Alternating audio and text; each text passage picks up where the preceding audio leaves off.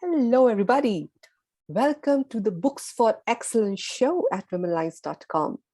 Yes, friends, every time we are inviting a guest, an author, or somebody related to the book industry who is sharing insights, how to write book, or who is sharing story about book. Today, we are having Dawn Michelle Hardy from North Carolina. She's an award-winning book publicist and highly sought-after publishing consultant who transitioned from a fashion career. In 2004, she leaped into entrepreneurship and formed Dream Relations PR and literary consulting agency to aid and advocate for Black writers and their books. Welcome, Dawn, to the show. Thank you. Thank you, Charu. It's Nice such a having pleasure to me. have you, and we are so excited to know about your journey. So, yes, please share how you decided to jump into the field of book publishing. My education is actually in fashion, and I was doing that for a while, visual merchandising for a retailer. And I had explained to a friend that I wanted to transition and go into something else, but I wasn't sure what that was. So she actually had heard that an author was on the radio looking for a personal assistant. So she suggested that I apply until I can figure out what I wanted to do next, just so that I didn't go a length of time unemployed. I worked for that author for 2 years and loved it. And then basically started my own agency to help more authors because that particular author was self-published at the time. And just like that. So it was supposed to be, a temporary thing, like a couple of months. And I worked with her for 2 years. And next thing you know, I look up and I send out an email to everybody that I met in publishing during those 2 years and let them know that I was starting Dream Relations, the agency, and the rest is history. And that literally was 20 years ago. 20 years. This year makes 20 years, yeah. Fantastic. And now you can connect the dots, like things don't happen just like that, because there is a strong reason for every happening in life. So I'm sure that that incident that happened that time 20 years back, and now you are happy in your career and you are so successful.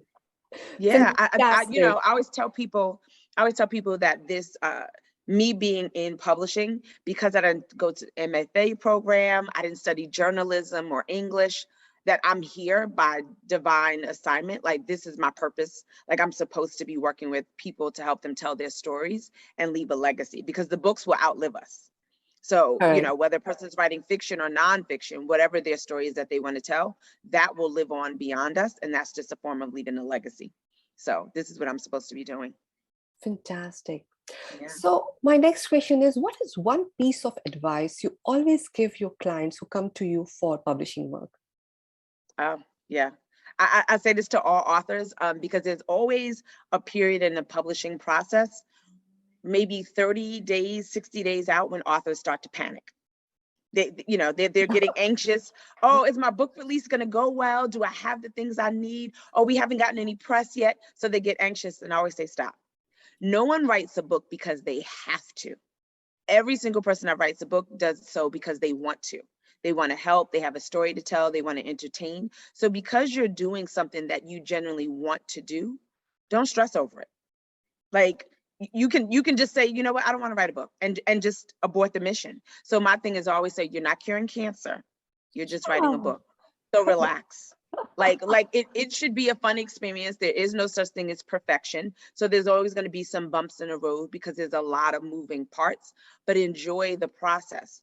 When you get your cover for the first time, enjoy that. Do a cover reveal, share with friends and family and social media. Have fun with it. Share behind the scenes, even when things don't go well. Share the before and after. This is what my website looked like before a debacle. This is what it looks like now. But just relax and enjoy the process. That's honestly what I say. Like, enjoy the process.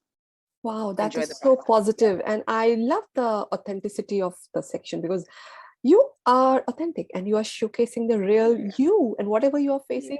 I love that part. Enjoy it. It's a journey. Yeah, really. And these will be the memories for you in life. I've witnessed authors have panic attacks. So to me, that's why I think it's funny. I'm like, oh my God, girl, everything's going to be okay. It's just a book. It's just a book. Very I'm interesting. like, Take a note. relax, it'll be okay. Yes, I will ask my audience to take a note of this because this is really important so that you can enjoy the journey of launch of your book, because it's a big journey you're having. Yeah. You have an idea, you are going through the writing process, and you are going to release it. So make it Yes, fun. So for absolutely. authors who are just starting out to start writing their book, or they're having an idea, what piece of advice you can give them so that it helps them in some way? So what I would say, like if you're just starting the process, like writing a manuscript, you want to research, and not necessarily everybody's going to research the content that they're putting in the book. So even if you're writing historical fiction, you're going to do some research. If you're writing a business book, you're going to do some research.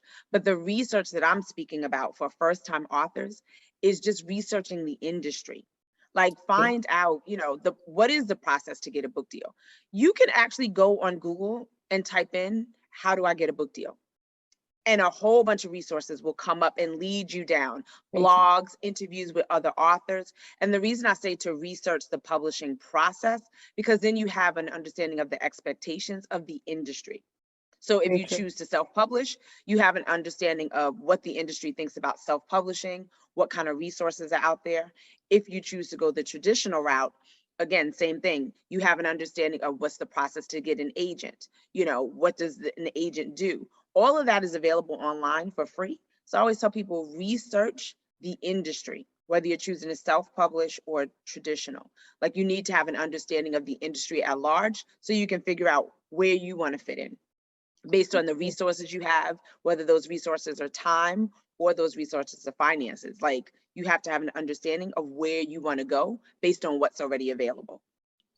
So And this is a research, valid yeah. point. I think people get excited about the idea once they think that this is the idea, this is the topic they want to write.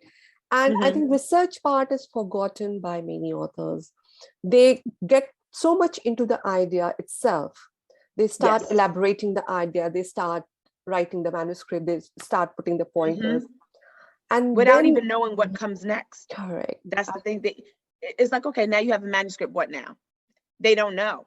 And you should have an idea of that before, just so that you know what you're getting yourself into. Very Especially true. since most people writing have a full-time job. They're doing something else that really takes up the lion's share of their time. So you Correct. really need to just have an understanding of what expectations are coming before you. Very true. Yeah. So many of the authors in present times, authors are interested in self-publishing and they want to know how to do that publicity for self-publishing. What's your opinion about self-publishing and the marketing about self-publishing? We would love to know about it. Yeah. So the author that I actually started my career working with, I helped her with publicity and marketing, and she herself was self-published and she was doing really well. So when it comes to self-publishing, if the quality of your cover, the aesthetics of your cover are comparable to mainstream traditionally published books, and no one can tell, oh, that's a self-published book. I always say start with the cover because books are judged by their cover. There are a Correct. lot of bloggers and media outlets that will say, oh, we don't review self-published books, but they're only saying that because they usually look self-published. So if you take the time to really get feedback and make sure that your cover is strong, as a self-published author, that's going to be your main piece of collateral when it comes to promoting your book. That and a headshot of yourself, a bio and a book description. But I would say when it comes to publicity for self-published authors, you want to have a strong bio, a really Mhm. strong book description. So a lot of times people write book descriptions and they're so vague. Oh, girl meets boy and falls in love and will they live happily ever after? Okay, that's like 2 million books in the marketplace. Correct. That's the story for so what makes your book different than the other 1,000 books that I already have in my house? So the book description has to really be rich and colorful and give enough detail that it makes a person curious and interested. So your cover, a well-written book description, and having a bio and a great author headshot are the 4 pieces of collateral that will help you get publicity. But again, the book cover has to be strong when you, as a self-published author, want to start pitching the media about their book, about your book, because that's the first thing they're going to see. So before they even read the book, the first thing they see is the cover. And if they don't like that, the likelihood of them then reading the book description and wanting to know more reduces. So the book Fantastic piece cover. of advice, I Yeah, will say. It's a yeah, fantastic advice. Take a note, friends. Whoever wants to go yeah, for the self-publishing, make sure you are making a list of these points and ticking it one by one. yeah, yeah. So yes, how long is the publicity good, and what has to be taken care for pitching the book for publicity? Any fine pointers you So want to highlight? yeah, so when it comes to getting publicity, like, it can go on for forever. Like I've worked with authors where, we did like 3 months or 6 months, but then maybe 2 months after the campaign ended, there was a breaking news or a particular calendar tie-in where we could pitch the author again, even though their book has been out for 6 months. But it speaks to, if a person wrote a memoir and it came out in February, but it was about their survival of cancer. October is actually Breast Cancer Awareness Month. So there's an opportunity for that author whose book came out in February to start doing publicity again in the month of October, because nationally, we're all going to be talking about cancer awareness and breast cancer. So that's a calendar tie-in where there's something on the calendar that's going to have mainstream media having this conversation. And then you as the author can add yourself to that conversation based on what your subject matter is in the book. So publicity can go on indefinitely. It's just a matter of when it's relevant. Like if you see breaking news, like right now, there's a lot of political authors who can probably speak to what's going on between Russia and Ukraine. Ukraine. Correct. Very So true. again, but their book may have come out 2 years ago, but maybe they wrote a biography on Putin 2 years ago. That's somebody that can get on CNN or MSNBC now simply because Putin is in the news. So they can piggyback off of what type of character he might have and so on and so forth based off of a book that they wrote 2 years ago. So that's what I'm saying. The opportunities for publicity are ongoing based on current events and breaking news, and then basically what's on the calendar. So it can go on forever. Yeah. Fantastic. It's a good advice. And then keep yourself updated with the general knowledge and current affairs. You Absolutely. never And know that goes when back you to can that pitch, research. right? Yeah, that Yes, goes back to that research. research Like, they have done. if you have a business book that's coming out on women in business, then Women's History Month is a great time to promote that book. And again, it doesn't matter if the book is 2 years old. It's about women in business. So you should be looking for publicity during Women's History Month. Again, it doesn't matter how old the content is. If you're willing to still talk about it and the book is still available for sale, there's opportunity for publicity. Yeah. Wonderful guidance. Do you think there's a market still for hard copy books? Because normally things are going digital. People are crazy for the digital uh, scenario. And yeah, so do you Yeah. think that there's a market for hard copy? Yes. Yes. People still love hardcover books because they're pretty. They're pretty. I love. Most times, those $24 to $32 hardcover books, they're all pretty much like the same size. So for people who are avid book readers and collectors, like book talkers on TikTok, bookstagrammers on Instagram, your shelf is well balanced and aesthetically it looks good when you have all of those hardcover books like lined up and everything is asymmetrical and looking beautiful. So people actually still do.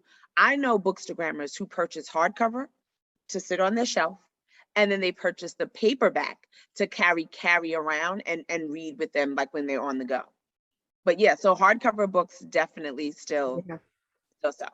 And when you get a traditional book deal, whether it's a novel or like a business book, nonfiction memoir, oftentimes the deal is for the hardcover book to come out first. okay. And then 9 months, a year later, they will re-release the book in paperback form, which is usually about $10 less in price point.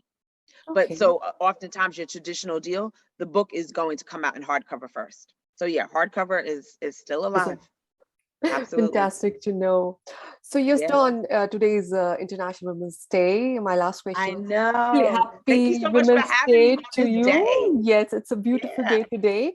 My last question, please share some message, especially for women folk across the globe. I would say, as a woman, I just think that we're so dope. I think that we're awesome and amazing. We have the strength of a lioness. And so I would say to women that this is a time to be courageous, and to really live loud and live fearlessly, because we've galvanized together, I believe, on a global level. level, women are coming together. Like, look at you and I. Like, you're in Singapore and I'm in Charlotte, North Carolina, and we found time, you know, to connect in this way. So I just believe that the global sisterhood is growing in strength unlike any other time before. So I feel like this is a time where women should be empowered to go after whatever their hearts desire, knowing that the support is there from a global level.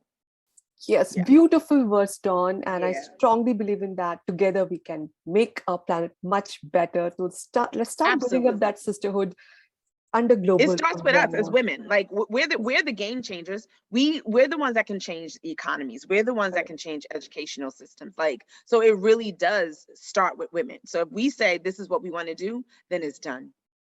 Beautiful. Thank you so much for sharing those insights, such a valuable message. I wish you all the best for all your future initiatives. Thank you so much for your Thank you. time. Take care. Bye-bye. Thank you.